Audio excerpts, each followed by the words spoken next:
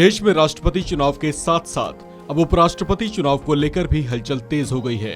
18 जुलाई को जहां राष्ट्रपति चुनाव के लिए मतदान होगा, वहीं उपराष्ट्रपति पद के लिए चुनाव 6 अगस्त को करवाया जाएगा। ऐसे में उपराष्ट्रपति पद के लिए उम्मीदवार कौन होगा, इस पर हलचल बेहद तेज है। चर्चा इस बात की जोरदार है कि एनडीए की ओर से कैप्टन अमरिंदर सिंह उपराष्ट्रपति पद के लिए उम्मीदवार बनाए जा सकते हैं।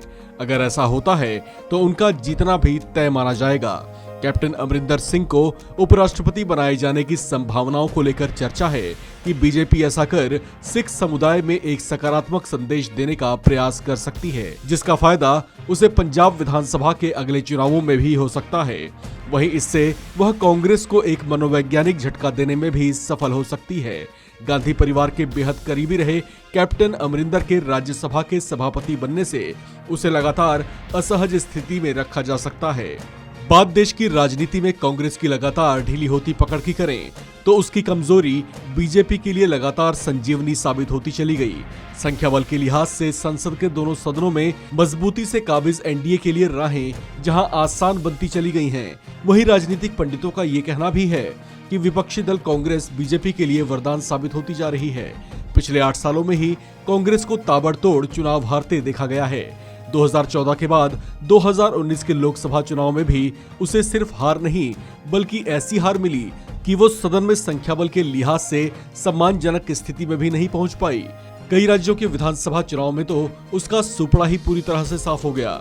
2014 में मोदी के नेतृत्व में जब बीजेपी की सरकार बनी तो उसकी टक्कर में कांग्रेस नेतृत्व की कमजोरी अक्सर सुर्खियां बनती देखी गईं। इसके अलावा अलग अलग मुद्दों पर भी जिस तरह से एक प्रबल और प्रखर विपक्षी की भूमिका में उसे होना चाहिए था, उसमें भी उसे कहीं न कहीं कमजोर ही देखा गया।